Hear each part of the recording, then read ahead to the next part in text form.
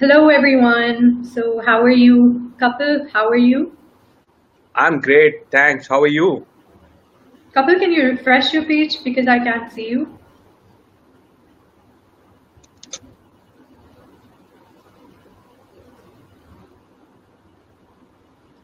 So, right now, I am in conversation with Mr. Kapil, who's from India, an extraordinary person, an advocate, and he has this extremely vibrant personality. And he has joined us from India, which is, again, a great opportunity for all of us to learn from. So, Can you see me again? Kapil, can you hear me? I can hear you. I can hear you. Kapil? I can hear you. Already तक Okay, guest आ रहे हैं wonderful. जो कि है दूसरे हमारे group के Okay, wonderful. So yeah, Kapil. So welcome back, and I'm glad I can see you finally. So Kapil, tell us something about you, something about your life, the reason behind your exotic, your extraordinarily brilliant personality. You're so lively and so interesting. So tell us something about you.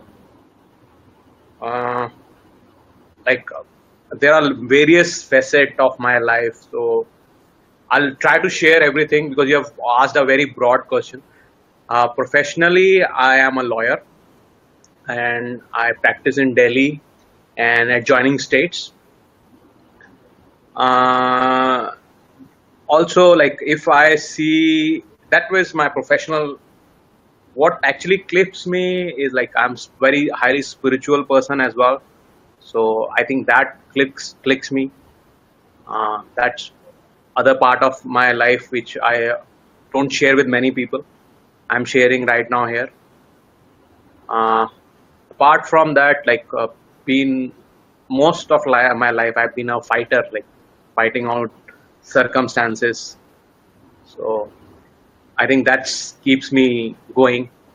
And apart from that, I am a learner. Like I keep on learning new things. So I think that's where my energy, another part of me, like I get my energy from learning new things. Wow, that's extraordinary.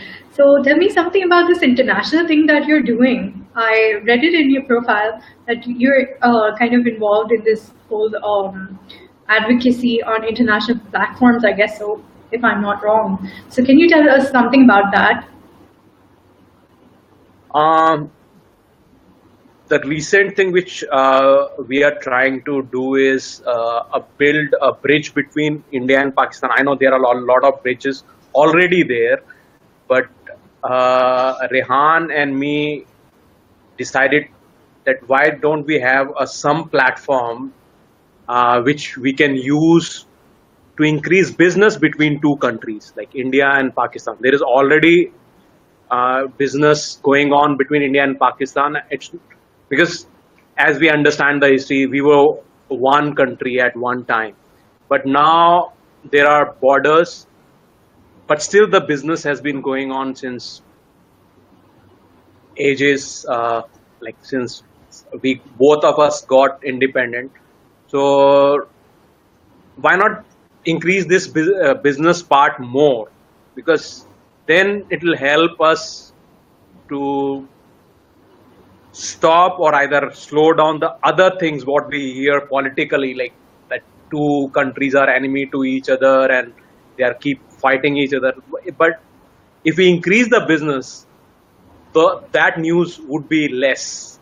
And I personally don't want, and Rehan personally doesn't want that news to be more.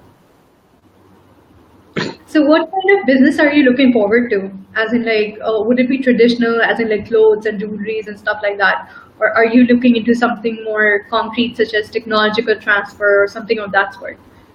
So what's on your Anything. mind?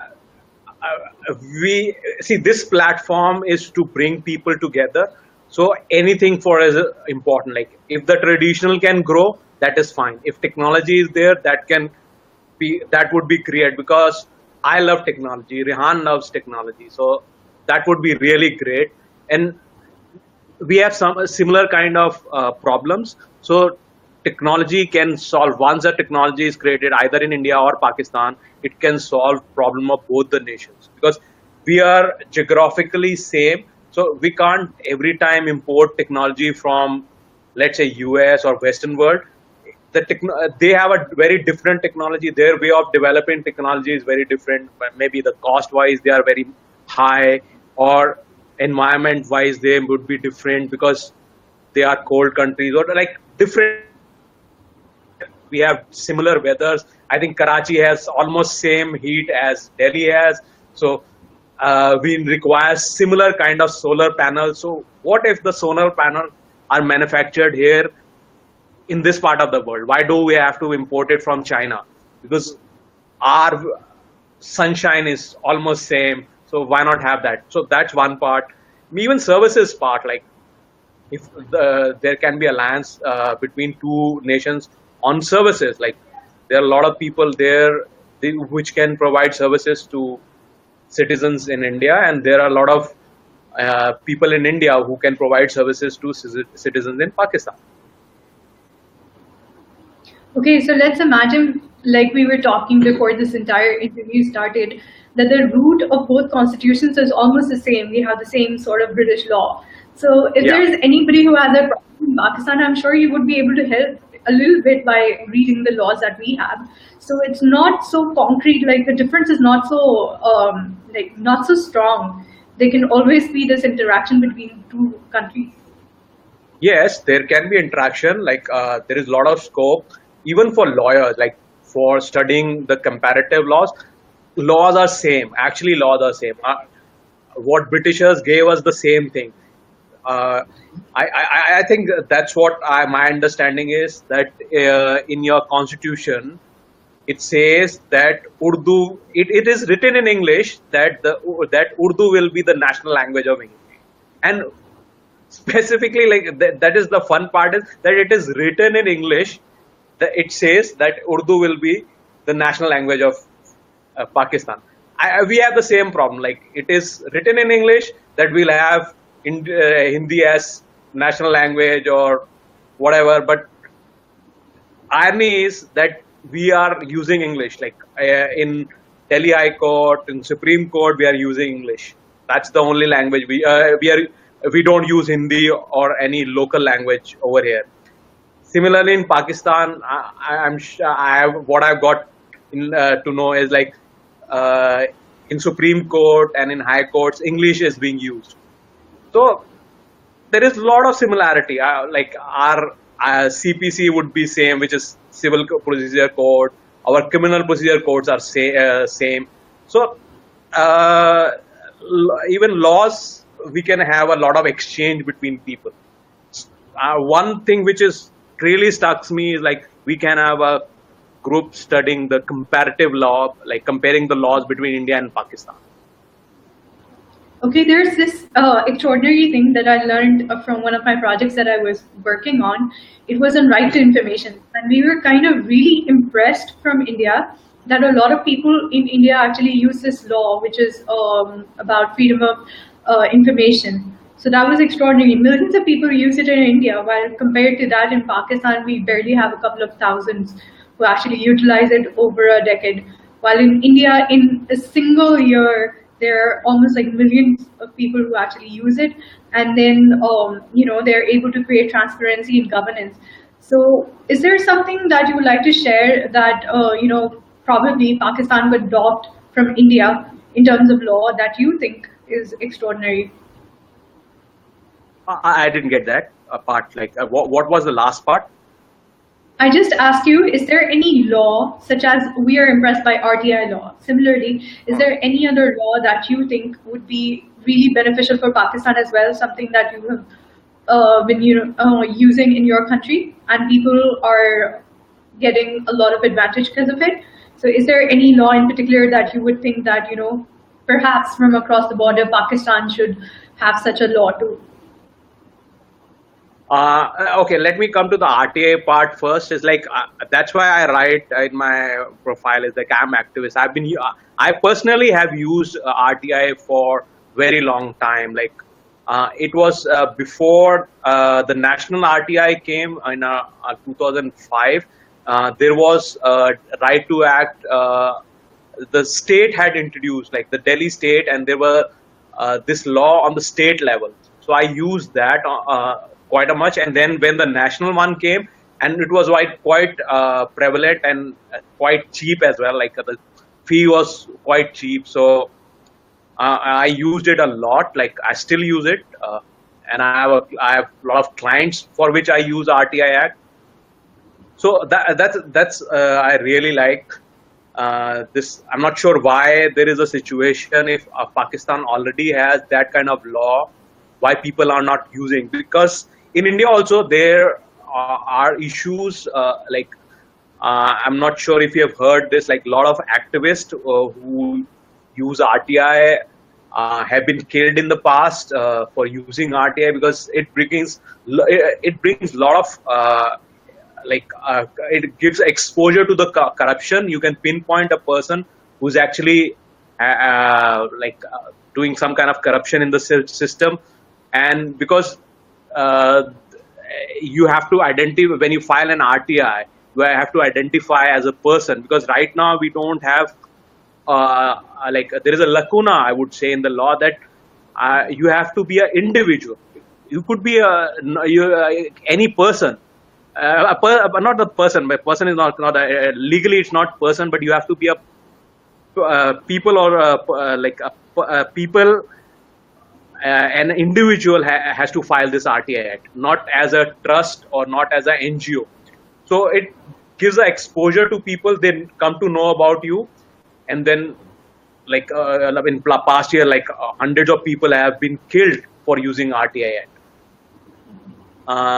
That is a lacuna which government should overcome, because if a single individual files an RTI, it becomes sometimes threatening for him. Like I have received threat calls when I was using it quite extensively. So that's one part. Okay, what laws we have? The second part I think you asked was like what laws we have in India which can be implemented in Pakistan. I'm not sure. Like I am not really, because I don't have much understanding of Pakistan laws. So I won't kind of say, like, we have tried to codify Hindu laws. Like I know there are Shariat laws in Pakistan which have not been codified. There are laws because we also, like, a majority of in India are Hindu, so there were Hindu text before the laws came. So there were texts, and from those texts we have tried to codify, let's say, Hindu Marriage Act or Hindu Adoption Act or Hindu Maintenance Act, maintenance of wife and children. So that has been done in India, but that is a shoddy work. Like I really can't say it's a good work. So if Pakistan at any stage wants to do kind of that work, so they should be better prepared and do a good job out of it. Like I really, like, Indian part, I really am not very comfortable with it. Okay, recently I read this news about these coal power plants that were shut down because of the smog. So that was an extraordinary move. I was really impressed by it, because that crisis is literally killing a lot of people, and it's very hazardous. Like, the coal pollutants are like awful. They cause cancer and they cause all sorts of respiratory problems and even deaths.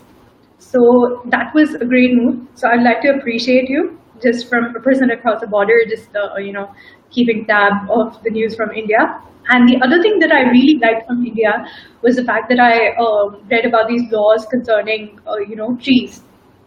Those laws were extraordinary, as in, like, you have defined trees to the right circumference, the diameter of the trunk and everything, and you've kind of protected them. So that was really nice. So I would like to appreciate you. So it's not always the bad stuff that Pakistanis keep tab of. So congratulations to Indians that you have good laws. Now, coming to the personal end, Kapil, the part that I really like all the time. So, tell us something about your personal life. As in, like, we've heard that you're a lawyer, extraordinary person. But what are you like for like the ordinary people who meet you, like your friends and your family? So, who's in your family?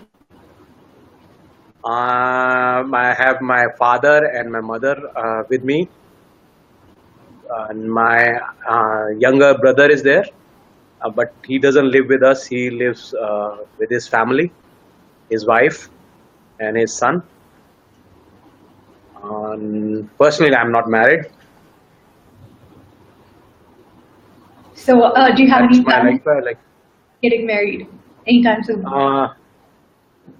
Next month, if I find a proper girl for me, next month maybe. Next 2 months. Wow, that's extraordinary. You have given yourself a time frame, which is really amazing because usually people are like, yeah, I'm going to find somebody and then, give myself 1 year to determine if she's good enough or not. But you have like given a specific time and then like, after like 1 month to 2 months, I'm going to get married. So what kind of a girl are you looking forward to? Let's imagine she's watching your live broadcast. So she wants Okay. to know what.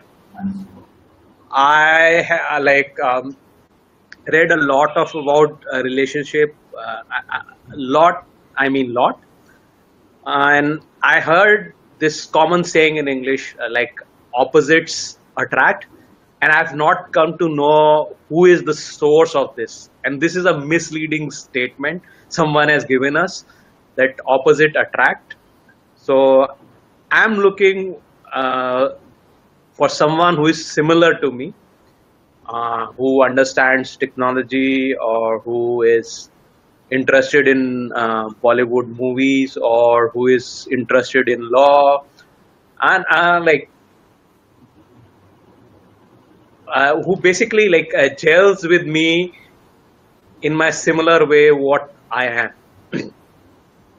So do you want her to be a working woman or do you want her to be somewhat, domesticated? What is your expecting? What is your expectation? I object to the word domesticated. Yes. Okay. You understand why I'm saying that, but I presently now think at what state I am. I think she should be working, because housewife typical, I would not be interested in. I would be interested someone who is working. What about a fellow lawyer or something? Would you be? I'm open to it. I'm open to it. That's not an issue. Okay, so what do you do in your favorite pastime? As in, when you're free and you want to relax, besides Bollywood movies, which you've already stated that you really like. So, what is this other aspect of your personality besides the serious couple? Again, I'll go into serious. Bollywood is not serious, by the way. So I like only fun movies, not typical rone dhone wali movies. I don't like that. In the past, long time ago, I was fan of Govinda, so I liked his movies. Those kind of movies I like. Apart from that, my pastime, technology is one of my pastimes. I like to learn new technologies. That's what I am. I think one of the few Indians doing Be Live with you. So I want to be on the top of the technology edge. Apart from that, I am into, as I told you, spiritual. When I say spiritual, I like alternate therapies a lot. I'm a Reiki grandmaster, so I do a lot of hypnosis. I'm a certified hypnotist as well. You're scaring me, Kapil. And I have learned NLP, so I did my neuro-linguistic programming diploma from Australia. So Wow. these are my pastime kind of things. I'm a certified coach as well, so I enjoy personal development. These courses I did it for myself, but then I like to work with people, because if you see all these things, like you just can't digest it on your own. So you need people to work with this kind of learning. So I try to help people with that. Like, Tell me something about NLP. I've heard a lot about it, but I don't really know it that deep. Like you have done a course on it. yeah, NLP stands for neuro linguistic programming. It's basically, as you see, neuro means brain, kind of, and linguistic is language, and programming is like you can program. So it's, if I use the analogy of the computer, like as there are languages to program the computer, so NLP is a language which can be used to program the computer. But specifically, it's not a language as such, but the name is kind of neuro-linguistic programming. But more of exercises, there are techniques. This technique was actually like a full branch of study called neuro-linguistic programming, was developed by Richard and his partner. So what they did was they basically got these techniques from various places. Like if there is a hypnosis technique or using of hypnosis, they got it from Milton Erickson. He's one of the most famous hypnotist in the world. So they got it from there. And then there is a concentration technique known as Hakalao. So they got it from South America, North America. I think Brazilian tribe, they got it, something like that. So these techniques have been borrowed from different places to make a field or I guess subject or for programming the brain. Okay, tell me something. As in, like when you hypnotize people, so have you actually used it in real life? Have you hypnotized a woman, maybe, or a man, and made him do some stuff? Have you done that? You're No, smiling. I think there's हाँ, something. Oiling सी आपको Bollywood movies के बहुत effect है या Hollywood movies का बहुत effect है.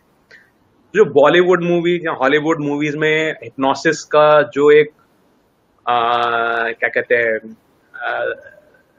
वो पिक्चर पोर्ट्रे की जाती है ना, कि हिप्नोटिस्ट वो एक घड़ी लेके आएगा या कोई ऐसे पेंडुलम लेके आएगा और हिप्नोटाइज कर देगा और कुछ भी करा लेगा, ऐसा कुछ नहीं. When you hypnotize a person, the person actually becomes more aware of himself. So you can't make them to do things which they don't want to do. Like, one thing is for sure. So basically, hypnosis is, what we do is like all the programming in all the learning in the human brain happens in the subconscious mind. So once the subconscious is removed, whatever instructions or the command you want to give to the subconscious, there are two minds, conscious and subconscious mind. So the subconscious mind is there to protect you, but what it does is it does not allow things to go into subconscious mind, the messages. So once the message has gone to the subconscious mind, it goes in your deeper mind, the subconscious mind. So you learn that thing. Like, that's why they say that if you do a stuff for 21 days, you learn it. So basically what we are doing is, we are trying to, in 21 days, we are trying to reach the subconscious mind to learn that thing. But in hypnosis, what we try to do is remove the subconscious mind so that the message actually goes into the subconscious mind. So we use different techniques to remove the subconscious mind, to remove the subconscious mind. उसको किसी और चीज में लगा देते हैं और किसी ध्यान में लगा देते हैं और मैसेज डायरेक्टली सबकॉन्शियस माइंड में चला जाता है. So how do you this thing, is it like talking a person into hypnotism, or what do you do? As in, like Yeah. you said, you don't use the clock or anything. no, there's a technique called induction before hypnosis, or as part of the process is induction. So basically, let's say you'll ask a person to imagine counting from 100 to like downward, like 100, 99, 98, 99. So what you're trying to do is uh, put the conscious mind into some kind of activity. So this is one of these, or you can uh, tell them to relax and then take attention to each and every part of the body. So what it is trying to do is it takes the subconscious mind to different part of the body, attention to the different part of the body. So it goes into a relaxation state or That means gets involved hypnosis into. is stress as well. I didn't get that. I said that means that hypnosis is good for stress as well. Yeah, it's good for stress and it's good for removing a lot of addictions, like whatever addictions you have. It's very difficult for a person to overcome any addiction, let's say alcohol or cigarette. It's very difficult for them using their conscious mind or willpower to remove that addiction.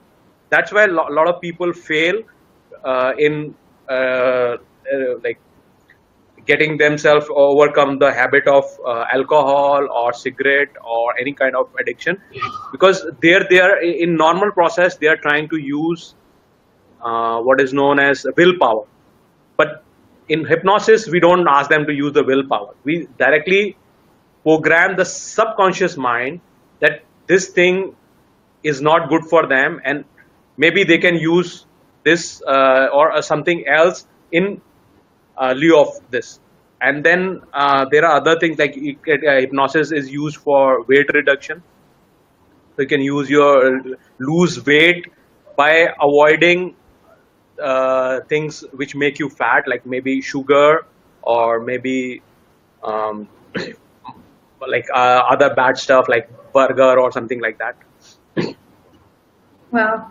So that means that you could hypnotize the people of India and Pakistan, by your charm. So I guess you really are a hypnotist and you talk a No, lot no, of no, sense. no, no, no, no. That's the I'm way. not mass Something so deep. hypnotist. Well, you are. There are like 37 people watching right now, and there were so many that were watching before. And, your talks are quite awe-inspiring. So I think you are kind of hypnotizing in a good way. So there are a lot of people who say that, like you had told me before this broadcast, that people have issues that you're talking to a lot of people from across the border, that is from Pakistan, the enemy country. So what do you have to say to them? I think people have been misled by our politicians. I've been repeating this and again. At some point, we were like a same country, right from Afghanistan to Myanmar or maybe Indonesia even. So we were all part of the same country. That's why we have one of the biggest road system, which is known as GT Canal Road, which extends from so many countries. So, but what has happened is after 70, like after, or maybe if you go back in the history, somewhere before 1947, the marking of point of partition, we have been led by people to believe that on the other side of the border is the enemy country. Even our laws have been defined that way. We have what is something known as Enemy Property Act. I'm sure there would be an act similar to that in Pakistan as well. For our users, I would like to tell them like Enemy Property Act is an act related to the property which people who were living on this part of the border, when they left their property and went to the other side of the border, so their property over here is referred as enemy property. So which is strange. I don't know why it is, but as our successive governments have tried to portray that image of that on the other part of the border is the enemy. So really, I can't say much on that. That only I can say is that on the other part of the border are human beings, and on this part of the border are human beings. So So true. And I'm so happy to talk to you. And it's amazing that I had this opportunity. And I'm so happy that there are so many other people in Pakistan as well as in India who have realized that people like us, we are almost the same, and there's no need for any animosity of any sort. So please get connected, everyone, and talk to each other, and you'd find amazing friends from among you. And if you want to talk to me or you want to talk to Kapil, if you're from Pakistan, talk to Kapil, please. And if you're from India, please do talk to me. It would be amazing. And Didar Sheikh is saying, I think peace is best for both countries. Very true, Didar Sahab. It is very true. And we should Yes. all be peaceful. We should coexist. And it would be amazing for both the countries to prosper and to have an economic belt that would be for the benefit of the entire South Asia. So thank you so much, everyone, and thank you so much, Kapil, for being online and sharing your expertise about hypnosis, about economy, and everything. Thank you so much, and nice to have you on the broadcast.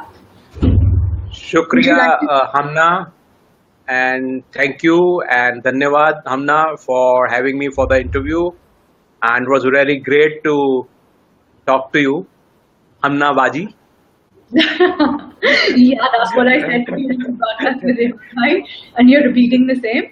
But Kapil, by the way, I want you to give a message to all the people who are watching us. Is there anything that you would like to say at the end? I like one thing maybe I can give a bit of advice if I can to young generation. I think most of us, our viewers are on Facebook, are young people. So I'll advise them for three C's, three choices, which they should actually exercise on their own. Uh, first C is the choice of what you want to study. My advice to people is always study what you want to study, like learn things what you want to learn. Uh, don't depend on society or schools to teach you.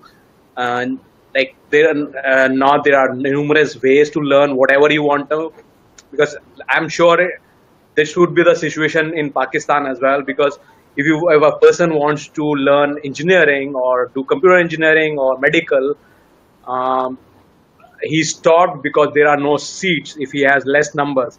So they are not seats. So society gives us this reason that you can't study because there are not many seats. So that is, the society should take care of it. They should provide enough seats. But if you can't get seats, still study what you want to study, because there are numerous options available now. Through internet, you can, I think, study anything, right from medical or making rocket or making apps or whatever you want to do, just study that. Second choice is make your own career choices. Don't stuck to choices which people force on you. Maybe choice there are few star rated career choices like being a doctor, medical, or an engineer or lawyer. Don't get into that stereotype. Like, do whatever you want to do. Create your own professions. Whatever you like to do, you do them. And the third C is uh, get a partner or get married to a person you like, you love. Don't get forced by the society that okay, you have to marry this person or that person. Just marry person of your choice only. So those are my three C's, Thank three you so choices. much, Kapil Chawla. You're an amazing person. I hope and wish you all the success in life. Thank you, all the viewers who've been watching us, and it was amazing to talk to Kapil. So, till next time, bye bye. Till next. Bye, Humna.